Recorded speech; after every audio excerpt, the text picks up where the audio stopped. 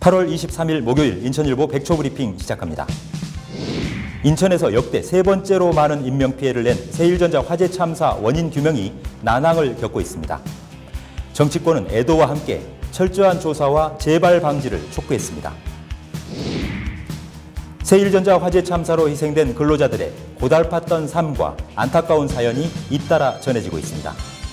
합동 분향소에 모인 유족들은 회사 측의 무성의한 태도에 분통을 터뜨렸습니다. 인천, 경기가 오늘 밤부터 19호 태풍 솔릭의 직접 영향권에 들 것으로 예상되면서 피해가 우려됩니다. 24시간 비상근무에 돌입한 인천시와 경기도는 시설물 안전 관리에 만전을 기해달라고 당부했습니다. 청라국제도시의 랜드마크가 될 청라 시티타워가 2022년 준공 목표로 다음 달 첫 삽을 뜹니다. 건물 지하에는 지하철 7호선 역사도 들어설 예정입니다. 내년부터 4년간 인천시 금고를 운영할 위탁금융기관 공개경쟁 입찰이 3파전으로 압축됐습니다. 신한, 국민, 하나은행이 1금고 경쟁에 뛰어들었고 이 금고는 농협, 국민, 하나 세 곳이 운영 제안서를 냈습니다. 평택 브레인시티로 성균관대 본 캠퍼스를 옮겨오는 사업이 무산됐습니다. 평택시는 당혹감 속에 4차 산업시설을 유치하는 쪽으로 궤도 수정을 검토 중입니다. 이상 인천일보 백초 브리핑이었습니다.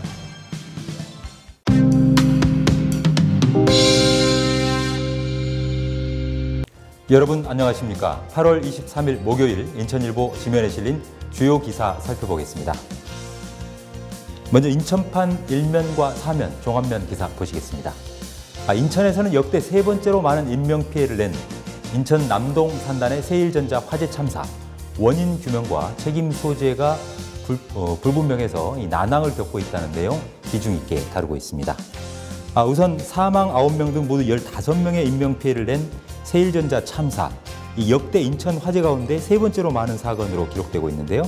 역대급 피해 규모에도 불구하고 현재까지는 화재 원인 그리고 책임 소재가 정확하게 밝혀지지 않고 현장 목격자들의 진술이 엇갈리는 등 난항을 겪고 있다는 소식 보여드리고 있습니다. 소방당국이 합동 현장 감식을 벌였다고 밝혔는데요.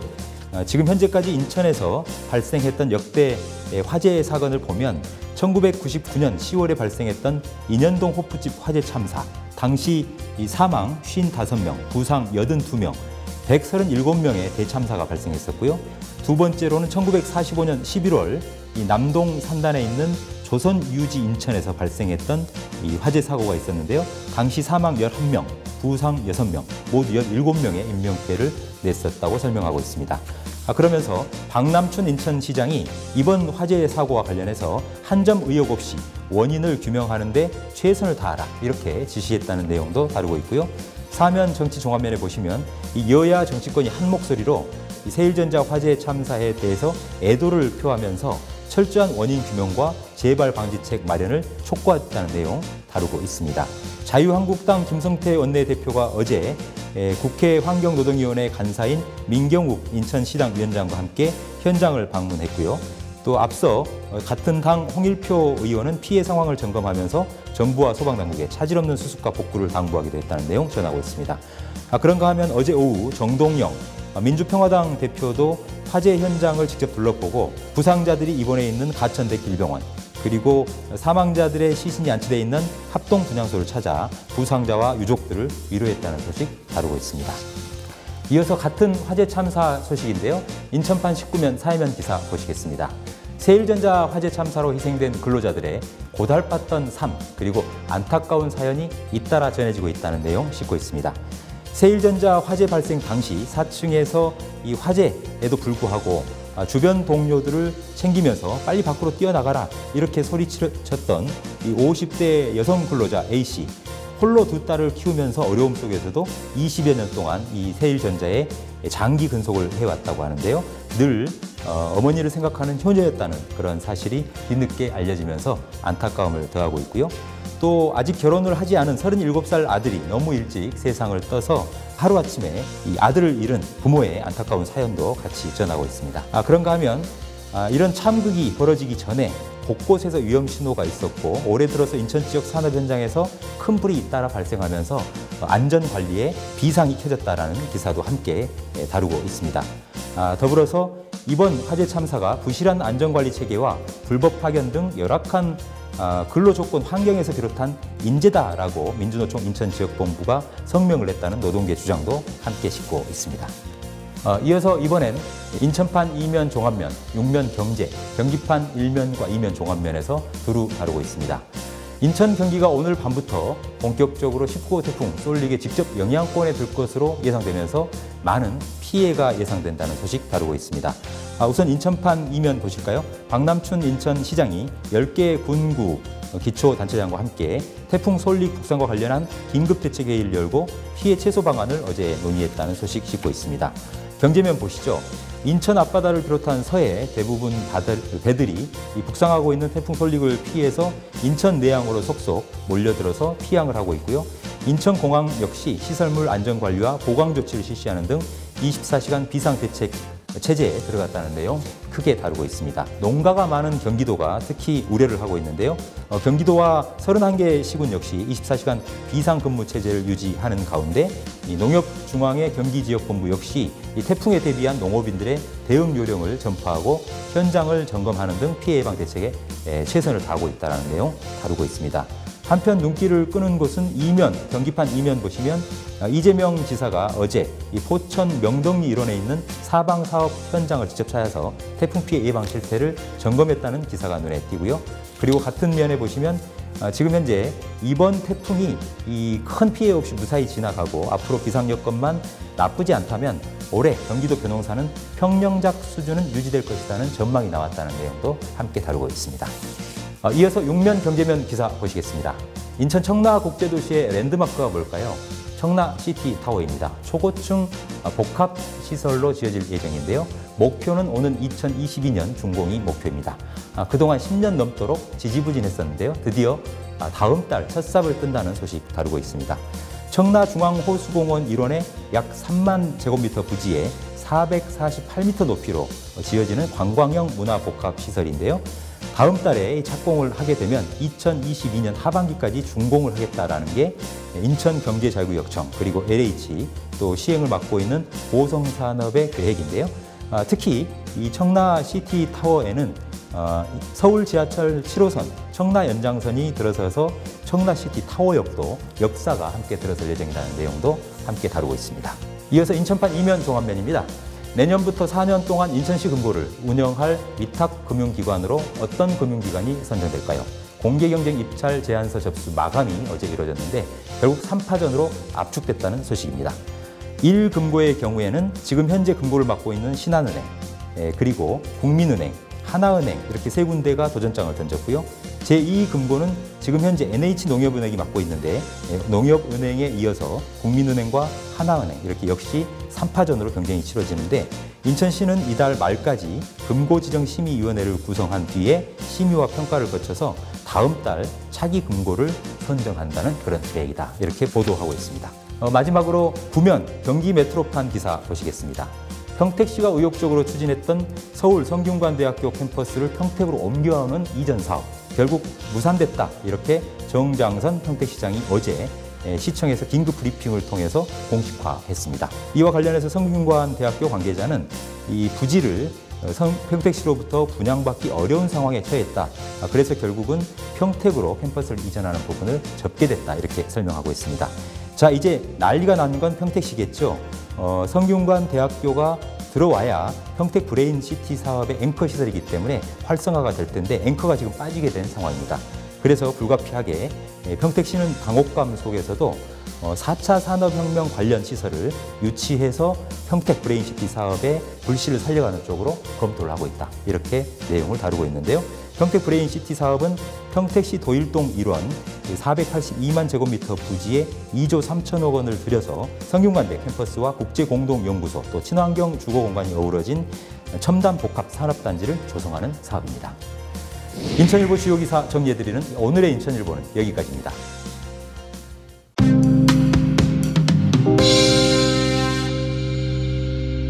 요즘 인천 송도 국제도시 주민들의 여론이 들끓고 있습니다. 송도국제도시 워터프론트 조성 사업이 지금까지 재검토만 6차례 진행되는 등 속도를 내지 못하고 있기 때문인데요.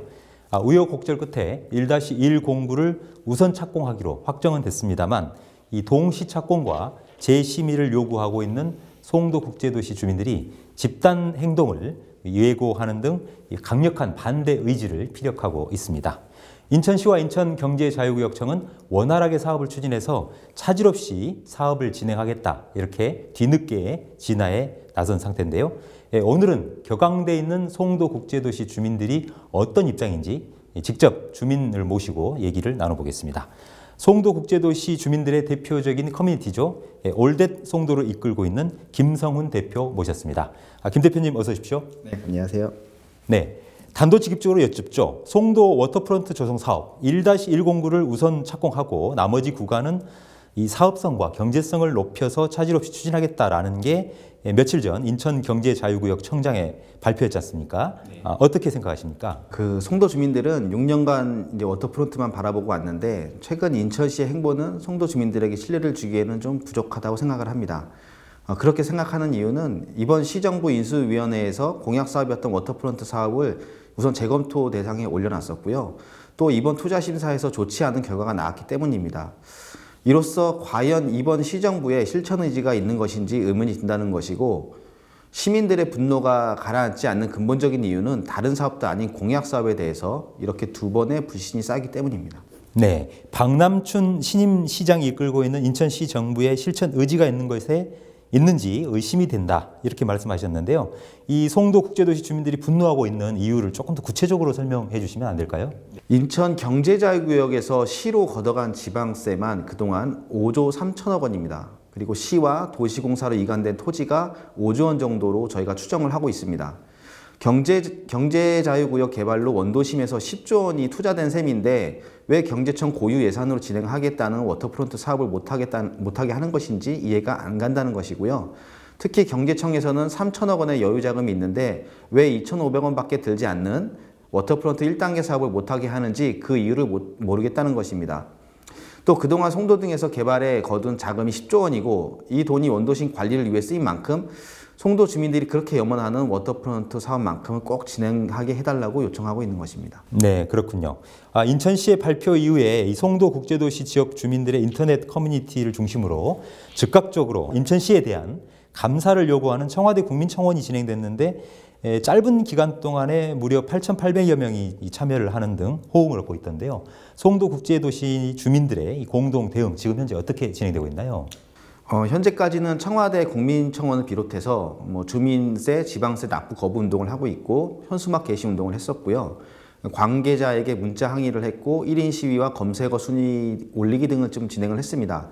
앞으로 송도 주민들은 이런 활동을 계속할 것이고 또 새로운 활동을 또 추진하면서 반대 의사를 계속 표명할 것입니다. 또한 이와 별개로 지방재정투자심사위원회 재심사를 요구하는 중인데요. 이번 심의는 중대한 절차적 하자하고 실체적 하자를 갖고 있다고 저희는 주장을 하고 있습니다. 인천시 재정조례를 보면 투명하고 공정한 심사를 위해서 회의록 작성을 의무화했지만 심사위는 이를 위한 녹취를 고의적으로 누락을 했습니다.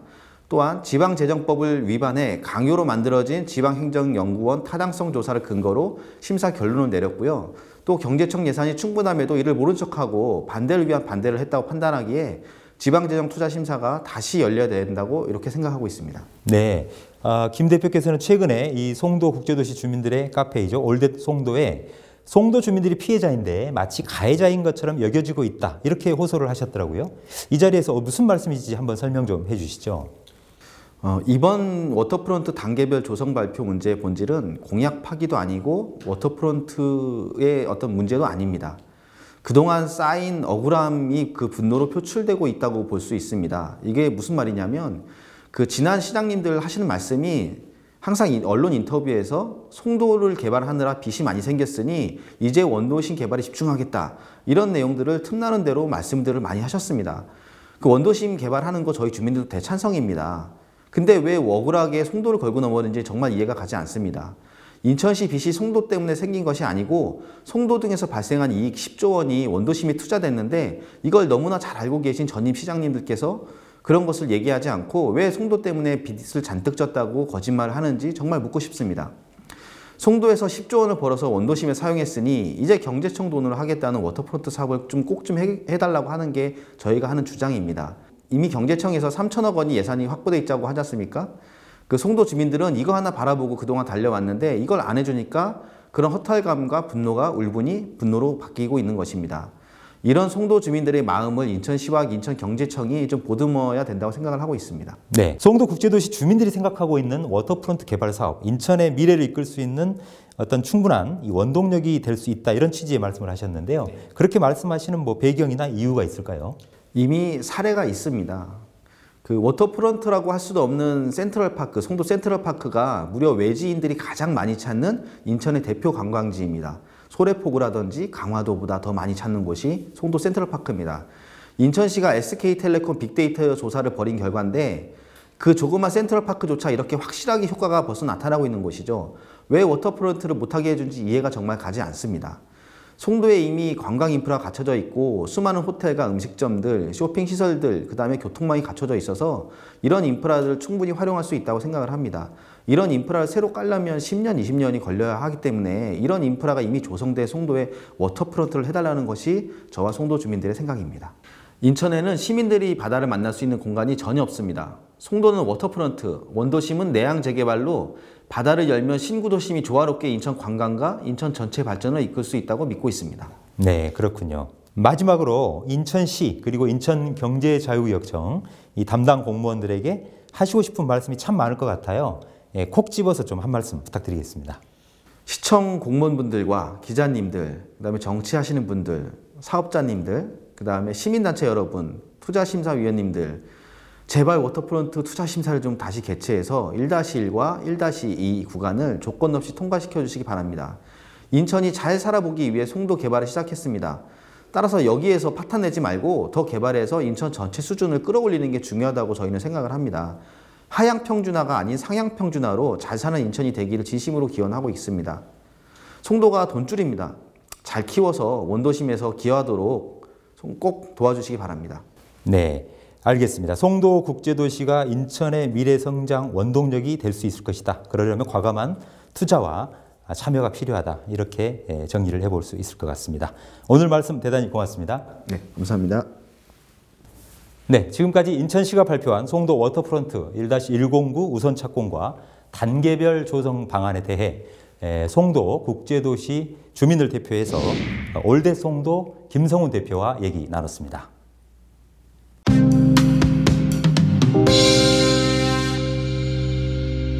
생생정보알려뷰 날씨정보입니다. 19호 태풍 쏠릭은 강풍 피해가 클 것으로 우려됩니다. 내륙에는 초속 20에서 30m의 강한 바람이 불겠는데요.